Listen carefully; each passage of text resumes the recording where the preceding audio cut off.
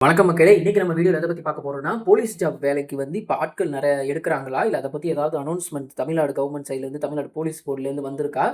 அ இல்ல அதெல்லாம் ரூமர்ஸா? இப்ப என்ன வேலைக்கு ஆட்கள் எடுக்குறாங்க? அத எல்லா இன்ஃபர்மேஷன் நம்ம இந்த வீடியோல பார்க்க போறோம். அதுக்கு முன்னாடி நம்ம சேனல் இப்ப தான் ஃபர்ஸ்ட் டைம் பார்க்குறீங்கன்னா, மறக்காம நம்ம வீடியோவ லைக் பண்ணிட்டு நம்ம சேனலையும் சப்ஸ்கிரைப் பண்ணிருங்க. சரி வாங்க வீடியோக்குள்ள போலாம். இப்ப தற்போது எந்த வேலைக்கு வந்து போலீஸ்ல வந்து ஆள் எடுத்துட்டு இருக்காங்கன்னா, sub inspector taluk and arm ரிசர்வ்ல வந்து தான் இப்ப ஆள் எடுத்துட்டு இருக்காங்க. அதுக்கு இன்னும் எக்ஸாம் டேட்டும் அறிவிக்கப்படல. நெறைய இடத்துல ஒரு ரூமர்ஸ்லாம் வந்து கேள்விப்படுறோம். என்னன்னா, போலீஸ் கான்ஸ்டபிள்களுக்கு வந்து இப்ப வர ஜூலை இம்ம ஜூன் நடந்துட்டு இருக்குல்ல, அடுத்த மாசம் வந்து கண்டிப்பா நமக்கு அதுக்குள்ள எக்ஸாமும், அது எத்தன வேக்கன்சி இருக்கு, அத பத்திலாம் வந்து நோட்டிஃபிகேஷனுக்கு தெரிய வரும்னு சொல்லப்படுது. அதே மாரி ஜெயில் வார்டனு, ஃபயர்மேன் இதுக்கு வந்து செப்டம்பர் 2026 அதாவது இன்னும் ஒரு 3, 4 மாசம் கழிச்சு அத பத்தி அதுக்கு எத்தன வேக்கன்சி இருக்கு, அதுக்கு என்ன எக்ஸாம் எப்ப வரும், எவ்வளோ பேர் எடுப்பாங்க, என்னென்ன தேவைப்படும், அதெல்லாம் வந்து பத்தி நியூஸ் வந்து அந்த டைம்ல தான் வரும். அதே மாரி இன்னொரு எஸ்ஐ இப்ப நடக்கிற எஸ்ஐ தவிர்த்து, சப் இன்ஸ்பெக்டர் தவிர்த்து இன்னொரு எஸ்ஐ ரெக்ரூட்மென்ட் சைக்கிளும் நடக்கும். அது வந்து எப்பன்னா நவம்பர் 2026ன்னு சொல்லி பேசிக்கிறாங்க. ஆனா இது எல்லாம் ரூமர்ஸ். இன்னும் நம்ம கன்ஃபார்ம் பண்ணப்படல. பட் கண்டிப்பா வேலைகள் வாய்ப்பு வரும். வராம இருக்காது. ஆனா டேட் தான். இந்த டேட் எல்லாமே ரூமர்ஸ். இது கன்ஃபார்மா சொல்லப்படல. பட் நம்ம இந்த டைம்ல கண்டிப்பா எதிர்பார்க்கலாம். இப்போ இந்த police constable job, ஃபயர்மேனு, jail warden இதெல்லாம் சொன்னேன் தெரியுமா? இதுக்கெல்லாம் என்னென்ன தேவைப்படும்?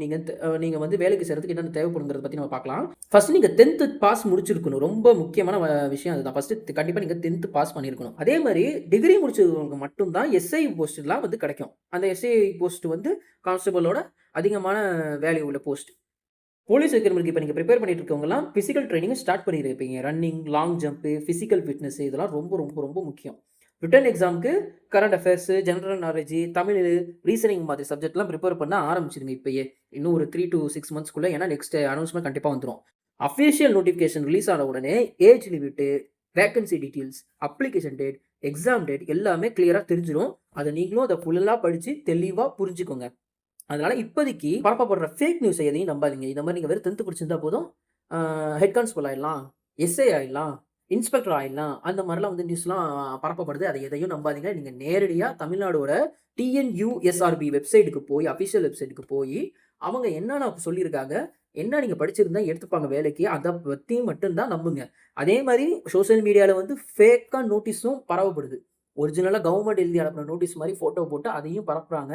அதையும் நம்பாதீங்க. என்ன ஆனாலும் சரி, நீங்க நேரடியா கவர்ன்மெண்டோட அஃபிஷியல் வெப்சைட்க்கு போய் என்னென்ன செய்யணுங்கிறத தெளிவா பார்த்து புரிஞ்சுக்கோங்க. ஸோ இப்போதைக்கு நம்ம கேள்விப்பட்ட வரைக்கும் இதுதான் விஷயம் நடந்திருக்கு. போலீஸ் கான்ஸ்டபிள்க்கு பிரிப்பேர் பண்றீங்களா? இல்ல எஸ்ஐக்கு பிரிப்பேர் பண்றீங்களா? உங்க ஆன்ஸர கமெண்ட்ல சொல்லுங்க. அதே மாரி இந்த மாரி நியூஸ்லாம் வருங்காலத்துல தெரிஞ்சுக்கணும்னா நம்ம சேனல சப்ஸ்கிரைப் பண்ணிருங்க. நன்றி, வணக்கம்.